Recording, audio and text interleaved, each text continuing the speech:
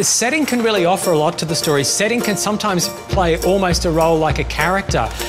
It can be something that you use to put your characters in interesting and stressful situations. You can use setting to drive story. You can use it to reveal things about your characters, or sometimes settings are just fascinating. Like in Word Hunters, one of the places we got to go to was the ancient city of Hattusha 3,000 years ago, which has been in ruins for such a long time, and I got to kind of recreate that. So sometimes it really adds to the story as well as the specific things it can do to help you tell it.